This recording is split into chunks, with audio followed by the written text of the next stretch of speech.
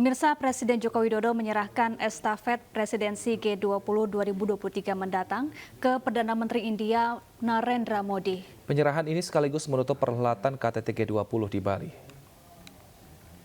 Saya nyatakan KTT G20 di Bali, Indonesia ditutup.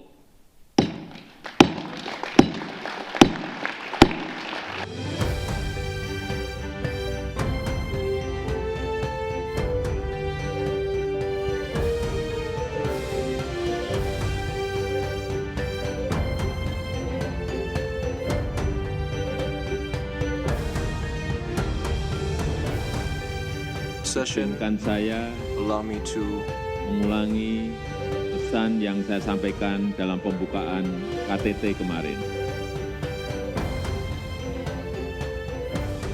Stop the war. I repeat, stop war.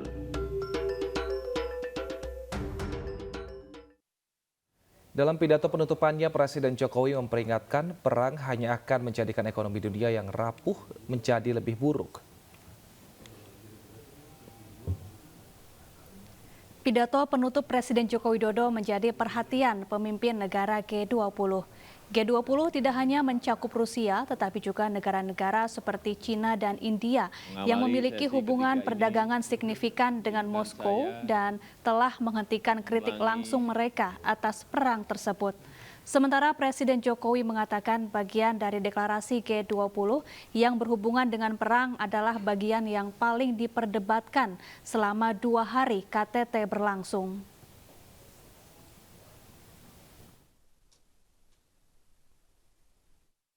Perang ini telah mengakibatkan penderitaan masyarakat dan memperberat ekonomi global yang masih rapuh akibat pandemi. First, I regret the incident in Poland.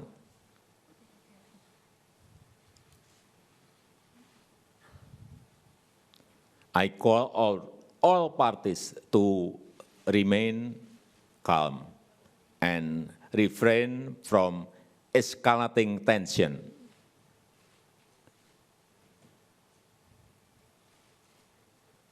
I always state that war will only bring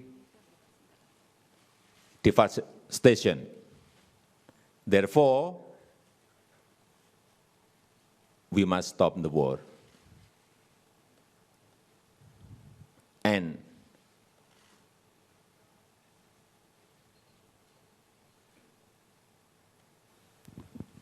President Biden himself has already said that the missile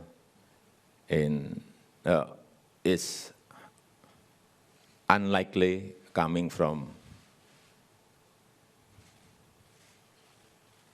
Russia.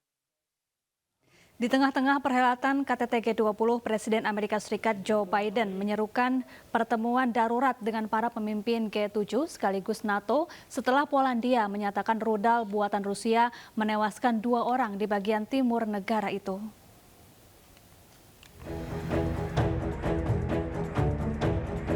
Di tengah KTT G20 di Nusa Dua Bali, para pemimpin negara-negara maju sekaligus anggota NATO mengadakan pertemuan mendadak untuk membahas serangan rudal Rusia di sejumlah kota di Ukraina dan Polandia pada Rabu pagi. Serangan rudal Rusia jatuh di bagian timur Polandia dan menewaskan 2 orang.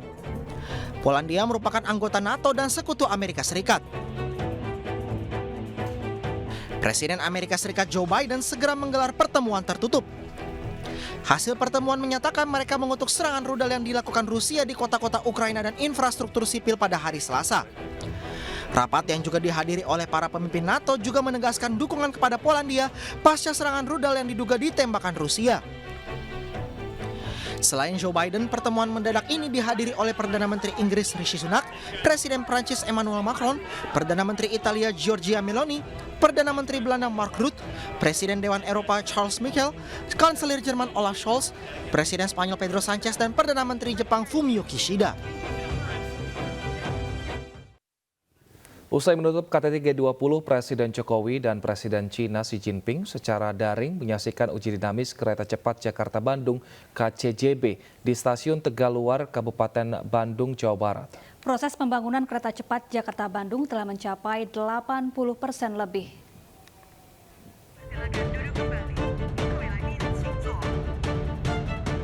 Presiden Joko Widodo dan Presiden Xi Jinping Rabu sore melakukan pertemuan bilateral usai KTT G20 di Nusa Dua Bali. Di saat bersamaan, digelar acara nonton bareng uji coba dinamis kereta cepat Jakarta-Bandung atau KCJB di Stasiun Tegaluar, Kabupaten Bandung, Jawa Barat. Pembangunan proyek kereta cepat sudah mencapai 80,4%. Proyek KCJB merupakan proyek utama Global Maritime Fulcrum dan China Belt Road Initiative kerjasama Indonesia-China. Pemerintah Indonesia berkomitmen untuk memberikan dukungan penuh terhadap penyelesaian proyek ini, baik dalam bentuk dukungan kebijaksanaan dan finansial sesuai ketentuan peraturan di Indonesia. Uji dinamis dilakukan sepanjang 15 km dari Stasiun Tegaluar menuju casting yard 4 di daerah Kopo, Kota Bandung. Pada uji dinamis, kereta inspeksi akan melaju dengan kecepatan terbatas hingga maksimal 80 km per jam, di bawah kecepatan maksimum 300 km per jam. Kereta ini mampu mendeteksi lebih dari 60 parameter teknis secara real time, mulai dari status peralatan jalur, listrik aliran atas, komunikasi persinyalan, dan respon dinamis kereta. Presiden Jokowi optimis proyek kereta cepat Jakarta-Bandung akan rampung. Dalam pertemuan bilateral dengan Xi Jinping, Jokowi menyatakan kereta cepat akan beroperasi pada Juni 2023. Dari Bandung, Jawa Barat, Ervan David, iNews melaporkan.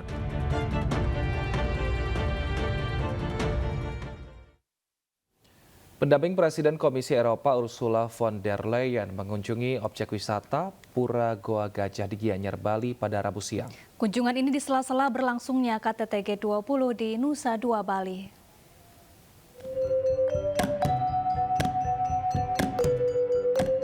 Pura Goa Gajah di Gianyar merupakan salah satu tempat suci di Pulau Bali. Di sela-sela berlangsungnya KTT G20, suami Presiden Komisaris Eropa Heiko von der Leyen mengunjungi Pura Goa Gajah untuk melihat keindahan dan jejak sejarahnya. Pura yang berada di Desa Bedulu, Kecamatan Belah Batu, Kabupaten Gianyar ini tak hanya sebagai objek wisata, tetapi juga tempat yang disucikan oleh umat Hindu. Dalam kunjungannya, Heiko von der Leyen menyatakan kekagumannya pada Pura Goa Gajah dan berpesan agar pura ini tetap dilestarikan.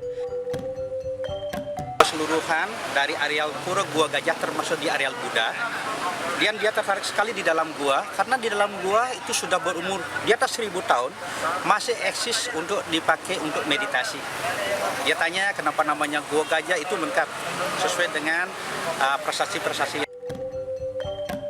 Sebelum mengunjungi Pura Goa Gajah bersama dengan para pendamping pimpinan di dunia yang hadir dalam KTT G20, Heiko von der Leyen menyaksikan demo kerajinan dan melihat pameran produk usaha kecil mikro dari berbagai daerah di Indonesia.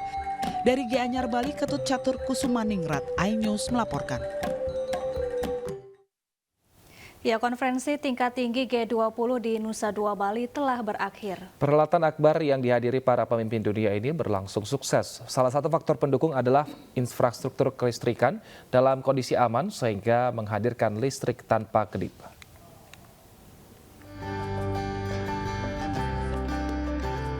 Untuk memastikan pasokan listrik aman selama berlangsungnya KTT G20 di Nusa Dua Bali, Dirut PLN Darmawan Prasojo memimpin langsung kesiagaan listrik dengan menyisir salah satu posko pembangkit listrik tenaga diesel gas PLTDG Pesanggaran.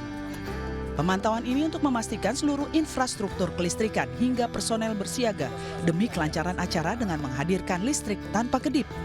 Dari hasil pantauan dengan beban sebesar 800 MW dan pasokan sebesar 950 MW ditambah pasokan dari Jawa ke Bali sebesar 400 MW, ketersediaan listrik sangat mencukupi.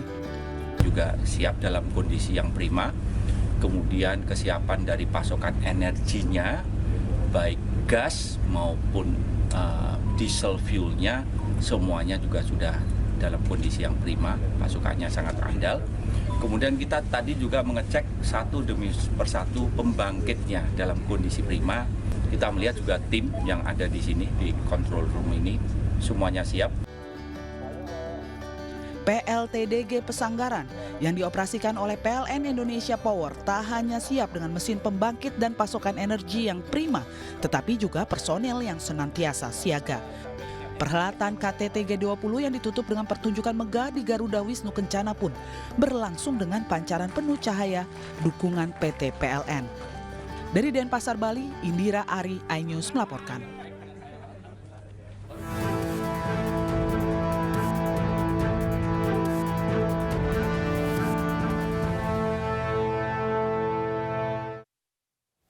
Pelaku curanmor beraksi menggunakan modus buang air kecil terekam CCTV warga. Selengkapnya kami hadirkan usai jeda, tetap bersama kami.